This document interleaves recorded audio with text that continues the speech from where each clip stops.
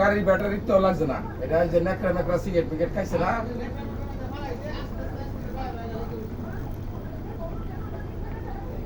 নাহলে অনেক সময় আছে এই নেকড়ার যে আগুন ফালায়, নেকড়া আগুন সহ হই না, সিগারেটের আগুন সহ হই না, ডিবাতে গাড়ির ভিতরে থই দেয়।